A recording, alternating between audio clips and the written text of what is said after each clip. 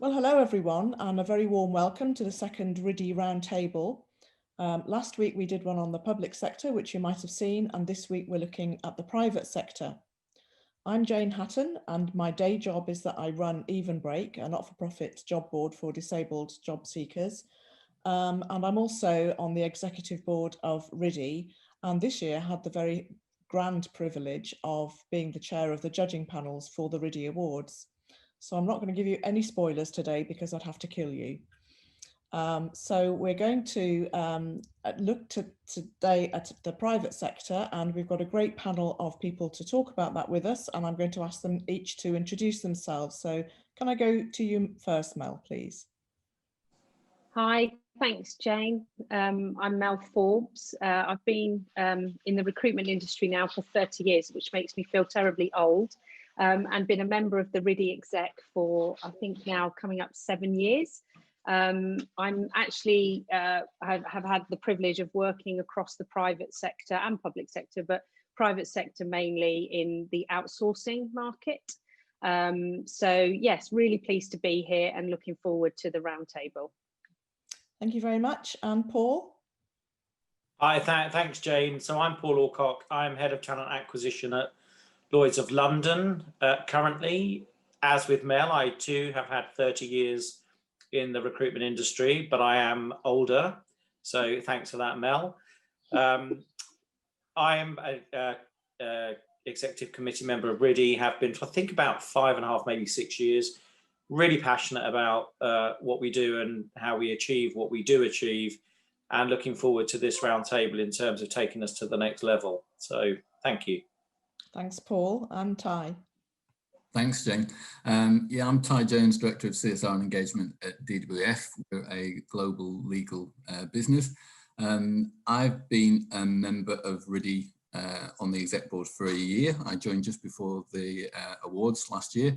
So I'm the newbie of the group, but have been connected with RIDI and supported it since its inception back in 2011. Okay, thank you. So the RIDI Awards, and I know that every awards say this, but we really have this year surpassed ourselves in terms of the number of entrants that we've had, and also the quality of entrants that we had, and more sectors than ever before, more diverse range of applications, which has been great. And looking at how the quality of entries has changed over the years has been absolutely fascinating. So today we're going to be focusing, amidst all the gloom and doom of COVID, it's been very uplifting to look at some of the best practice that we've seen around. And we're looking at some of the best practice from the private sector, taken from 2 of the categories of the RIDI Awards, the Disability Confident category and the Making a Difference category. And the entries included organisations like Motorpoint, Primark, Siemens UK, Balfour Beatty, Saxton Bampfylde, HSBC, Channel 4 and Heathrow. So a very diverse range of organisations, as you can see, which is absolutely fantastic. So Mel, I'd like to ask you a question first. I know that this year has been bizarre in lots of ways. I mean, the impact on recruitment and employment, let alone all the other areas of our lives. But it's been great to focus on some of these best practice examples. And given your extensive background in recruitment, what were some of the standout features, do you think, of the entrants that we had this year? So I would echo what you've just said, Jane, in the terms that the judges will have had the most awful task this year, in a good way, to try and separate what truly is best practice. Like you, having watched over the years, the entries, the standard of entry just get better and better and better, is just amazing. But for me, I think it was around the recognition of just how much these organisations are willing to adapt and change, both in terms of their recruitment processes, which quite often are outdated and obviously not inclusive, through to their testing methods that again are not inclusive, and really how they've set about almost like, this is what we're going to do in the organisation, this is how we're going to do it, and then get vast numbers of their teams involved, and from what I would call from one extreme to another. So the example I would like to pull out really is probably first is someone like HSBC, who took something like their global graduate program, where there were 200 graduates globally, and they put them into 34 different teams.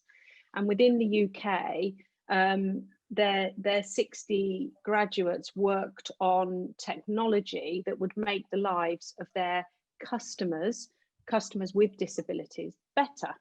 And the winning prize for that was a piece of technology that allowed people who were visually impaired to make secure, safe transactions in terms of payments using voice activation. And what I just think that demonstrates is that from the outset, not only are they ensuring that their graduate program is inclusive, so encouraging disabled candidates through into their graduate program, they're then using disability as a way of reaching their end customer, and allowing the graduates to reflect in the world that they live in, which is, I think, brilliant, absolutely brilliant, because it puts it at the very center of what HSBC do.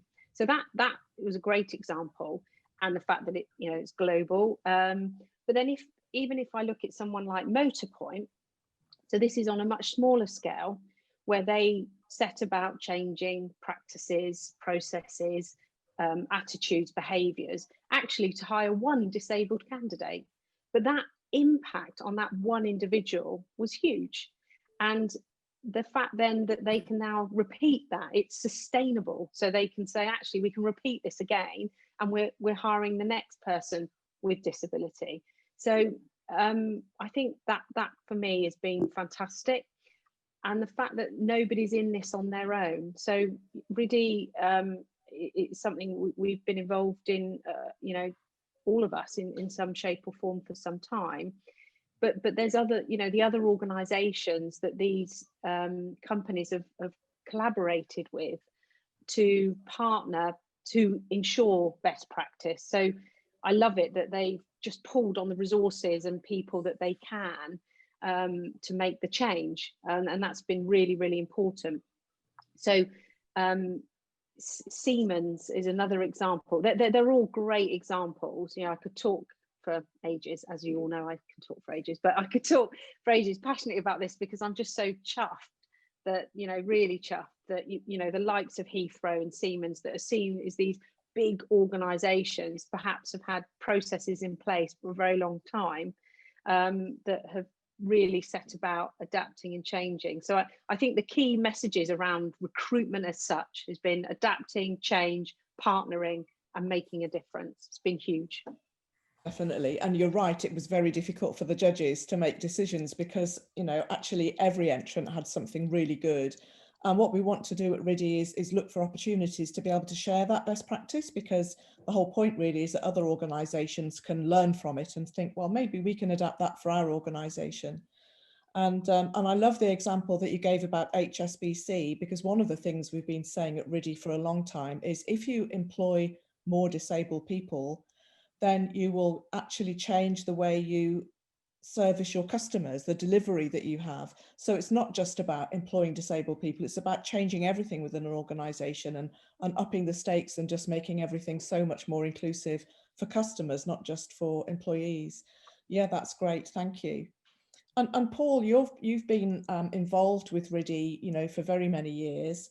And, you were on the judging panel for some years, like I was previously. And I'm sure that, like me, you've seen a change in the kind of entries that we've had, the kind of best practice that we're talking about, from 2011 when RIDI started through to now. Do you want to talk us through a little bit of how you've seen things progress in disability inclusion and recruitment over those years? Sure, absolutely. And I would say that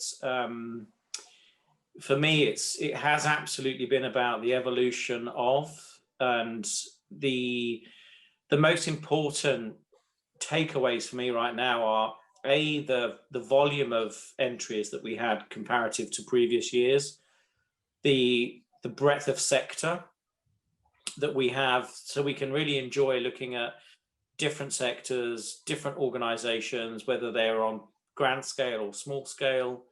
And the storytelling's become much more sophisticated around what people are prepared to share back. I remember in the early days, we were quite frustrated by the lack of depth in some of the entries and some of the repetitive content. And actually now there's some really rich storytelling, which to some extent makes the judging harder, but to a lesser extent makes it much more enjoyable because it's so inclusive and so diverse. And actually what I take away from it is that the disability confidence across organizations is growing, and the recognition that you can talk openly about a subject that frankly not too many years ago was quite taboo or difficult to navigate is suddenly something that we can enjoy and celebrate. And certainly from my perspective, so frankly, for those that don't know, and not many will, so I finished my professional career at the end of this year. What I won't finish is my commitment to RIDI, because it's such a passion of mine to see how it has grown and evolved exponentially within the last 5 or 6 years that I've been a member. But coupled with that, what you get is a real sense of honesty as well, where it's okay to show your flaws. It's okay to say, we're almost getting it right. We think we're getting it right. And I genuinely believe that when we give feedback to the entrants that haven't quite made the cut, they take that away authentically and look at what they can improve upon. And to Mel's point around the diversity of organizations that are prepared to now get involved, I never anticipated, to be fair, 5, 6 years ago, that we'd be looking at these really dominant brands in the market who are stepping up and saying we want to be part of this. So that would be my takeaway. I love RIDI. I want to be part of it for as long as I can be. And as I say, watching it grow and become such a contributor to industry, whereas before it was this tiny little bubble of perfection we were trying to get out there, is heartwarming and it just brilliant. So I thank everybody who's participating. I thank everyone who's judging, and here's to continued success as we grow and continue to grow over the next few years. Absolutely. I think I've noticed, like you have, the quality of the submissions that we've had, whereas something like, for example, a workplace adjustment passport would have been a real highlight, something that was really innovative about 5 years ago. Yeah. Now it's one of those things that you take for granted, and it's the other things built on that, which is amazing to see. And also, I think at one point it was, oh, charities do this quite well, but proper businesses aren't really interested in all of this. And yet now we're seeing that it is key to the success of proper businesses in whatever sector we're talking about, whether it's aviation or finance or law or whatever it might be, that actually disability inclusion has to be central to what everybody's doing. And we're seeing that, as you say, reflected in the entries that we're getting these days. And it's amazing. I'm so glad you're going to stay involved with RIDI even when you've left the country. Yeah. And the other thing I would say as well is it's about some of that qualitative data that's coming in is we're reaching new and exciting milestones every year, and the fact that it's focused on talent as much as the right person for the right role, and actually out of that story we can kind of forensically look at the candidate and say they had a disability, but that's almost secondary now. People get the role on merit. And whilst we still need to build disability confidence across industry, it feels to me like it's becoming more of a focus on who's the most talented candidate. Forget the barriers, get them in. Yeah, absolutely. Because I think there was a time when it was, oh, poor disabled people, we really ought to give them a chance. But now I think organisations are saying, oh my God, there's all this talent out there. Why are we missing out on it? Couldn't and it's agree so more. good that we are now talking about talent, not pity. It's amazing. Yeah.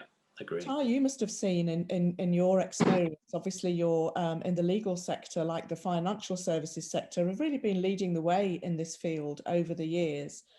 And I wonder how you see this progressing. I mean, we've talked about the progression we've made up until now. How do you see us getting even better in the future? Not RIDI, but you know, disability inclusion and how that's embedded in recruitment processes and seen as a mainstream thing to do now.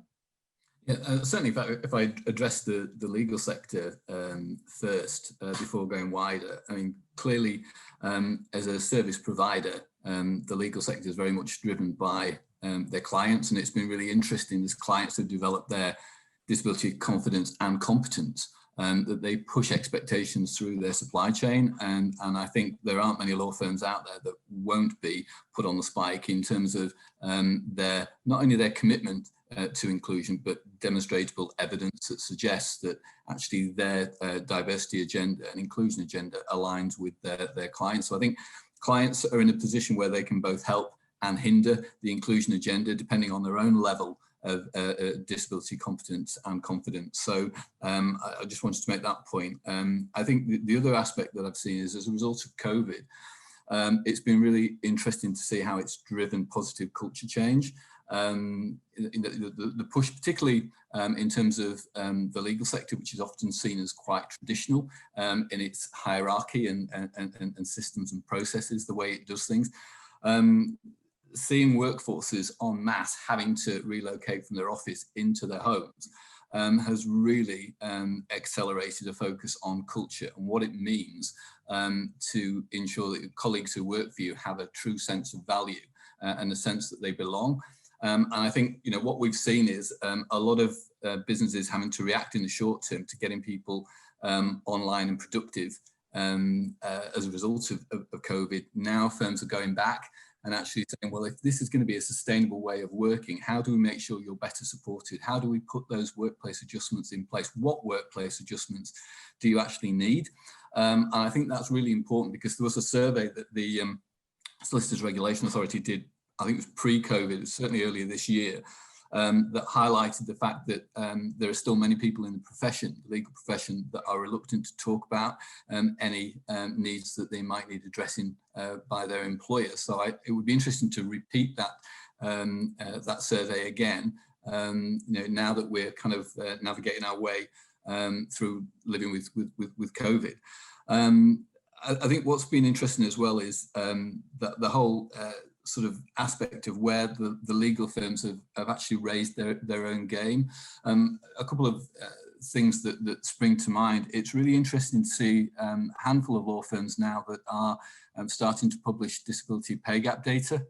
And that's really kind of setting the bar, because you know, if you think about the impact that gender pay gap reporting has had, it probably has done more to advance gender equality, I would argue, than any legislation you know, that's gone before it. So from that perspective, I think if disability can ride on the coattails of increased transparency, it really does help advance a focus on really what it means to be an inclusive employer. The other thing that started as a legal sector initiative in partnership with financial services was the Mindful Business Charter. And this was really a collaboration between client and their panel law firms to really look at how they relate to each other, how they actually do business in practice, and what impact that has, particularly around the pressure that meeting client expectations can have. So it looks at all the avoidable stresses that we place on people in the workplace. So the way that we set deadlines, the way that we structure meetings, the timings of meetings. And what the Mindful Business Charter is doing is really getting organizations and teams at a more micro level to really kind of discuss what are their non-negotiables, to make sure that actually you can stay productive at work whilst maintaining your sense of mental health and well-being. So I think that's a real innovation in our sector that is open cross-sector. So there's nothing to stop any private sector organisation looking at the Mindful Business Charter, signing up to the charter, adopting the principles, and really sharing those principles with their suppliers and their service users to really kind of refine and realign how to do business in a way that doesn't have a negative impact on people. So I think, you know, that's another element, and that was introduced pre-COVID, so it hasn't been as a result of that, but I think it's been important in terms of continuing to shift the culture. The other thing that I want to comment on is that from a legal sector perspective, we spend an awful lot of investment on technology to drive innovation that delivers services differently for clients. And I think, you know, the opportunity exists to now really kind of use that focus and apply it across the people agenda, and to really see, well, actually, you know, are we balancing this together in terms of what we do for our clients as opposed to what we do for our people, and taking some of that thought and time to really kind of think, well, how could we present an employment proposition that is inclusive, that is supportive, using technology as the enabler. So certainly like to see that. So the final thing I think to wrap up for me, where there's been another innovation in the legal sector, is that the SRA again has set up a mentoring scheme whereby law firms that have a really good reputation and competence in the D&I space are mentoring smaller law firms that are further back on their journey. And really what's interesting is that transition from seeing disability as a minority issue to focusing on inclusion. And as Paul said, it's all about the talent. And I think that's a step change in terms of the progress that we're seeing. There was a quote that I thought I'd use that I kind of pinched from somebody else's blog, I'm sure, that says, I want to work with people who are different like me, not different from me. And I think in terms of the culture now that's set around the talent agenda, that's very much top of mind in terms of making sure that actually we enable people to be the best version of themselves in order to thrive within any organisation across any sector. Absolutely. I think that's key, isn't it? I mean, what we talk about initially around disability inclusion is actually something that's good for everybody. You know, it means that all people benefit from that.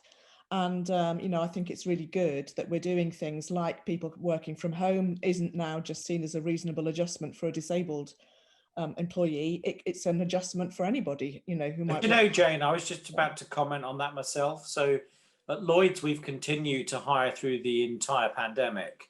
And actually, when you're going through an assessment selection process that is totally virtual, it just feels more inclusive per se.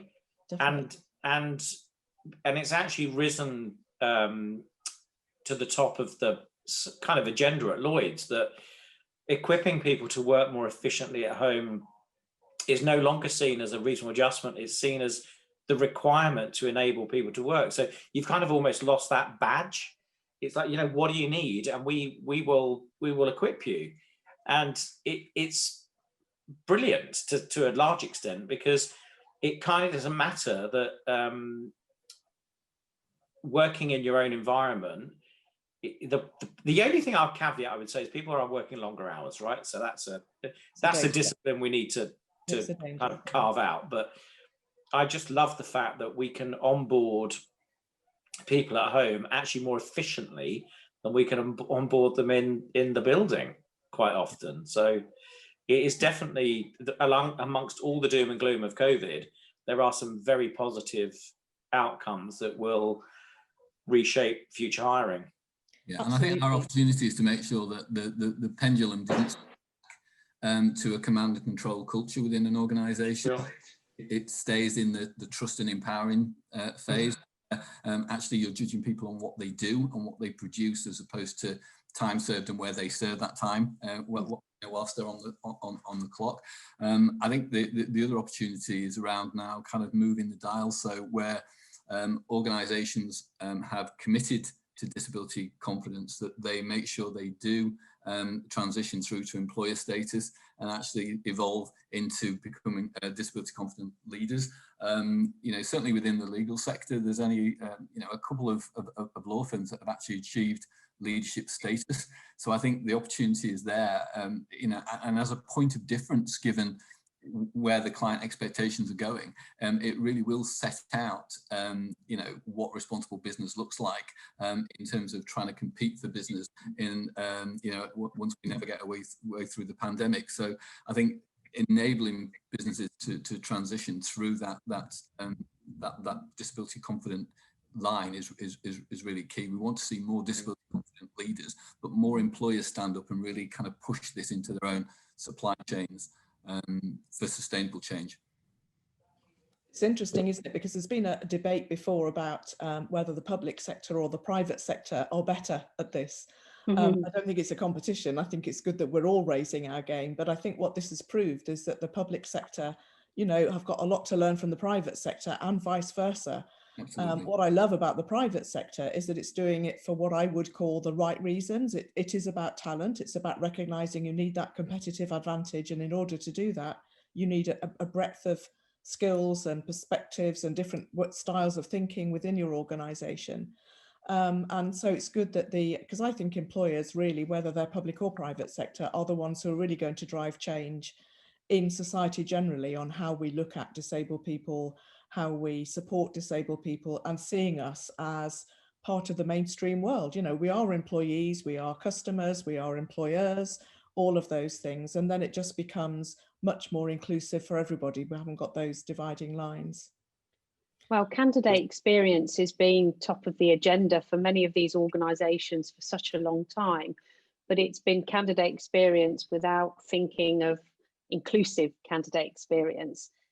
That, I think, in the last year has been a major step change, and some of that has been forced. I've heard disabled candidates actually say, well, I'm applying for those jobs now because I feel like it's more of an even playing field, because we're all having to, you know, we all need the same, to your point, put all the same adjustment, i.e. we want to work from home, and it's not an issue. Whereas before, under that command and control type culture that Ty mentioned, it was an issue and it wasn't mainstream for everybody. So the disabled candidate who needed that felt that they were different from the other candidates going for that job, whereas that's been a huge step change. It's definitely. I agree. And, you know, we had some feedback from one of our emerging talent candidates, because we had to really flip very quickly this year from a 3D to a virtual assessment and selection process. And one of the candidates, it was just very simply said, I just didn't feel like I was a hindrance.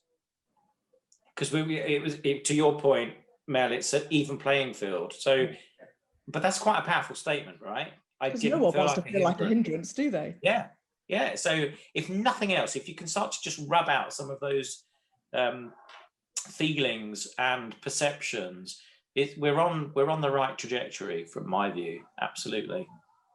I think that's a great way to wrap this up, really, by saying that what we're doing in terms of disability inclusion actually makes us better employers all round, and everybody benefits, not just disabled people, but the whole organisation.